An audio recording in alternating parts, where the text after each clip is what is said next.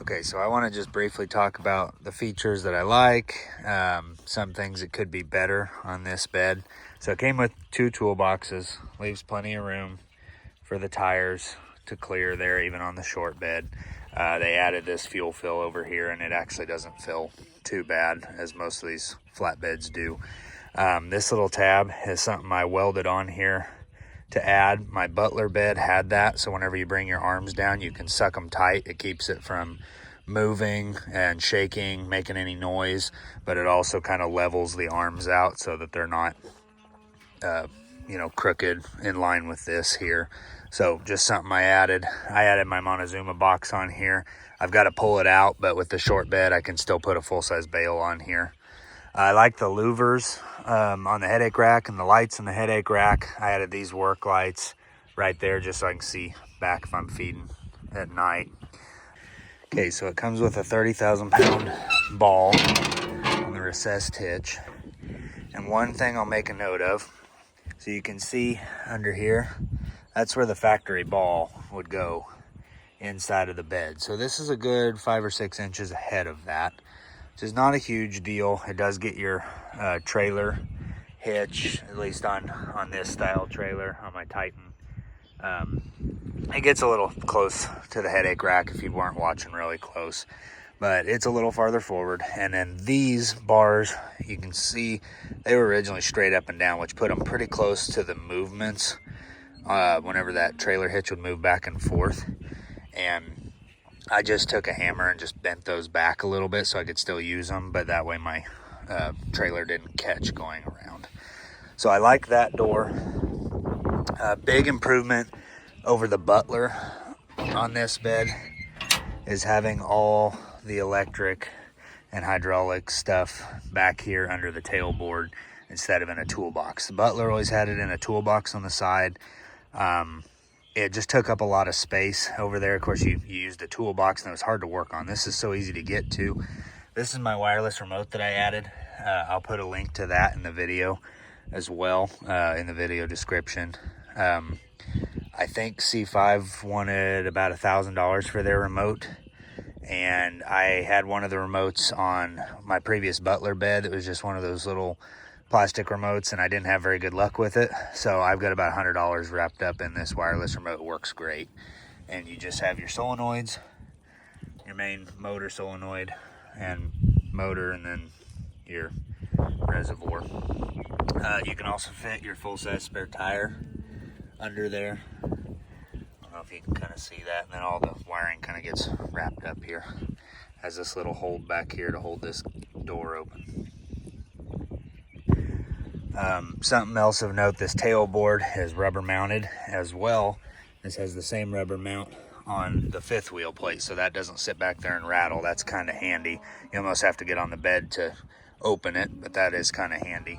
And then this has their float system, which is similar to the Butler, but it has these rollers that whenever your bale is all the way back and on the ground, it kind of floats, so it maintains ground contact. But then whenever it comes back, it kind of slips into this roller, and that's what levels it back into the bed.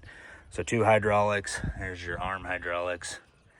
And these arms go probably as close in as my Butler arms, but they definitely don't go as wide as my Butler arms did. They go wide enough to pick up a bale, and that's about it.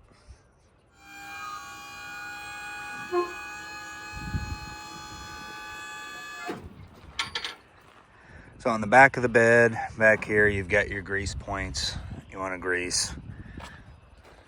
They're fairly easy to get to across the whole thing. And then they have these D-rings. All the C5 beds have them. I'm not crazy about them. They sit back here and rattle, and they're always flipping back and forth. But I didn't think I'd ever use them, and I used them just this morning for strapping a couple posts on the back. So I guess that's kind of why they're there. So they have this plate back here that has reflective behind it. It says C5 Manufacturing. You have your triple red lights back here for your marker lights. They use your factory camera. It's just at a little bit of a different angle back here. And then this little light is a little tiny LED light for your tag light. They utilize the factory plug for the 4-pin on the 7-blade. And then this hitch here is just this plate that bolts on. You can get a 2-inch or a 2.5-inch, depending on what you want. Most of these trucks are 2.5 now for the receiver. I just had a 2-inch because I have all 2-inch hitches. There you can see your spare tire back there, and that hole is drilled so that you can get your rod in there to release your spare tire to crank it down. And then I added the strobes on the back here, the orange and whites, but these are the taillights that come with it. If I remember right, this is turn signal, this is brake light, and then reverse light. You don't get both in the back for brake lights, just the one. And then up here, this is a 3-way. This is brake, turn, and then reverse. And then this one obviously has a running light too. So you get all the lights red as running lights, but just the outside one is the turn on the very back, and the inside one is the brake. Something else I'll make note of, the Butler bed that I had was on a dually, so it had the long arms and the long bed. My dad has a Butler bed that is a short bed on a Chevy with the short arms, and he has a little trouble whenever you have a full-size Bale, especially if it's a 69 or 70-inch Bale. The space between here and the Bale is a little tight on the Butlers with the short arms, and that was something I asked about on these. And it doesn't matter if you have a dually or a long bed, single wheel, short bed for the Chevy, for the Dodge, any of them, they're all exactly the same as far as the length of the arms. These have good reach. Of course, the Dodge being a little taller pickup, you got plenty of reach to set over a bale feeder and open it up. It's got plenty of hydraulic pressure to open it up with a full bale to dump it in. That part works really well. It's not anything like the extending arms like the Deweys or the Besslers, but they do have plenty of length, and then you don't have that extra hydraulic cylinder or that extra function. So I'm pretty happy with that.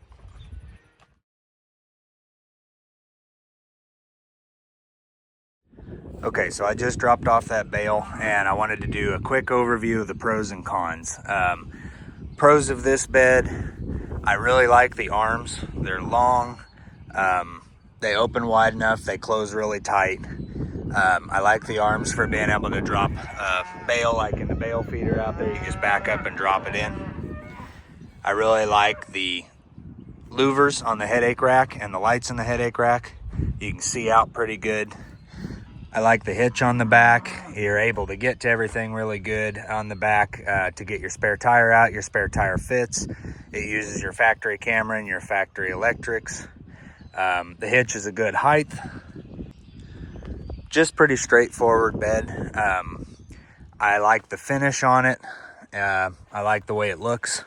Overall, just a really nice bed. Okay, quick run through of the cons. The spinners on this, the bushing here is not any too big. I believe it was just a little longer on the Butlers. It gets fairly close to the inside of this arm whenever it compresses the Bale, whenever you squeeze it. So that could be a little longer, not a deal breaker. This is not any too long, but it still bites the Bale pretty good. Did not have these, like I was saying earlier. I had to add those because I like those to be straight and not rattle around. You could suck them tight to the bed and they weren't too bad. But that was something that I definitely would add. I don't love the D-rings back here, but they've proved to be useful occasionally, so not a huge deal. And other than that, I don't really have any cons. Besides that, so far I haven't had anything that I really dislike about the bed. Just a couple little things. I've gotten along really good with it. So that gives you a little insight into the C5 Rancher bed. I've used this about 2 weeks now, and I've been very, very happy with it. We'll see how the longevity of it goes as far as how it wears and how it works over time. I plan on having this pickup quite a long time, so I will update this in the future. If you have any questions, feel free to ask, and I will also link C5's website down below, which has their information on the options and on the different sizes on these beds.